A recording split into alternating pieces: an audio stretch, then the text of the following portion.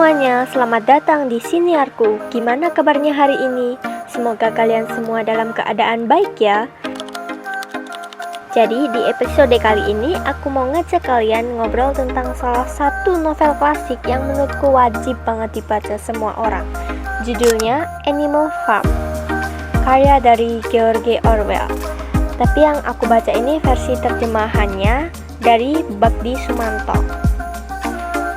Mungkin beberapa dari kalian udah pernah dengar, karena novel ini termasuk karya sastra dunia yang sering dibahas di sekolah dan universitas. Tapi kali ini aku nggak cuma mau nyeritain ringkasannya aja, tapi juga pengalamanku waktu baca versi terjemahannya, maknanya dan kenapa cerita ini masih relevan banget sampai sekarang. Oke, jadi Animal Farm ini bercerita tentang sekelompok hewan di sebuah peternakan milik manusia yang bernama Tuan Jones. Hewan-hewan di sana merasa hidup mereka sengsara karena manusia cuma memanfaatkan mereka untuk bekerja tanpa memberikan imbalan yang adil. Sampai akhirnya ada seekor babi tua bernama Old Major yang punya ide revolusi, yakni dia ingin semua hewan hidup merdeka tanpa manusia. Setelah kematian Old Major, dua babi muda yang bernama Napoleon and Snowball memimpin pemberontakan dan berhasil mengusir manusia dari peternakan itu. Mereka mengganti nama tempatnya jadi Animal Farm dan menciptakan 7 peraturan dasar. Salah satunya yang paling terkenal adalah semua hewan setara. Awalnya semua tampak berjalan baik, tapi lama-kelamaan kekuasaan bikin segalanya itu berubah. Napoleon mulai jadi haus kekuasaan dan pelan-pelan menyingkirkan Snowball. Dia lalu memimpin sendiri dan mengubah aturan-aturan yang dulu mereka buat bersama.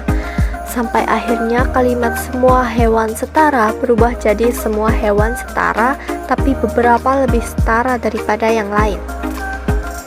Di situ mulai kelihatan banget nih bagaimana kekuasaan bisa bikin seseorang jadi tirani, bahkan terhadap sesama.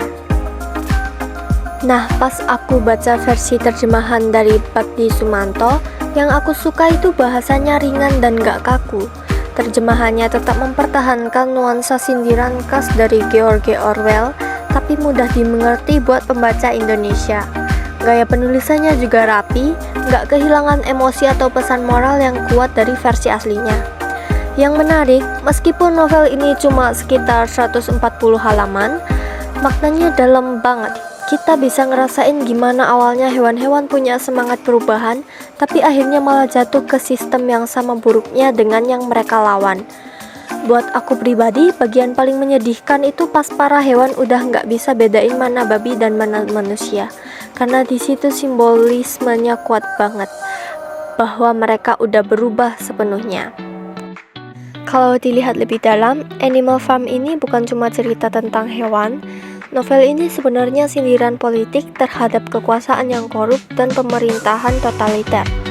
Babi melambangkan para pemimpin yang serakah, sedangkan hewan-hewan lain seperti kuda, ayam, dan domba mewakili rakyat biasa yang bekerja keras tetapi sering dimanipulasi. Pesan moralnya menurutku cukup tegas. Kekuasaan tanpa pengawasan bisa merusak siapapun, bahkan orang yang awalnya punya niat baik. Selain itu, Orwell juga nunjukin gimana rakyat bisa dikendalikan lewat propaganda, kebohongan, dan ketakutan. Hal yang sayangnya masih sering kita lihat di dunia nyata. Yang paling aku suka dari novel ini adalah cara Orwell menyampaikan kritik sosial lewat perumpamaan yang sederhana tapi tajam. Kita bisa baca ini kayak dongeng, tapi dibalik itu ada realita pahit yang bikin mikir. Apakah dunia kita juga kayak Animal Farm? Menurut aku, Animal Farm masih sangat relevan sampai sekarang, bahkan mungkin lebih relevan dari sebelumnya. Di era sekarang kita sering lihat kan orang-orang yang dulu berjuang demi keadilan tapi setelah dapat kekuasaan malah berubah.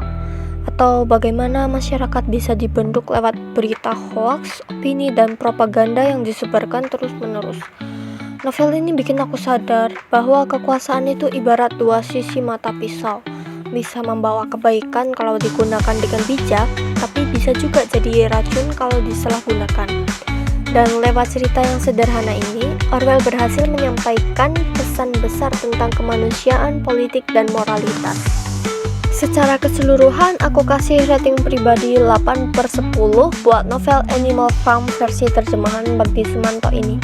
Bahasanya mudah dicerna, alurnya cepat, tapi padat, dan pesan moralnya benar-benar kena di hati. Kalau kamu belum pernah baca, aku saranin banget buat coba, karena selain menghibur, novel ini juga bikin kita lebih kritis dalam melihat dunia di sekitar kita. Oke, segitu dulu review dari aku hari ini. Terima kasih udah dengerin sampai akhir. Kalau kamu punya pendapat lain tentang Animal Farm atau pengen aku bahas buku lain, boleh banget kirim pesan atau komentar di platform ini. Sampai ketemu lagi di episode berikutnya. Jangan lupa tetap membaca dan tetap berpikir kritis. Dadah!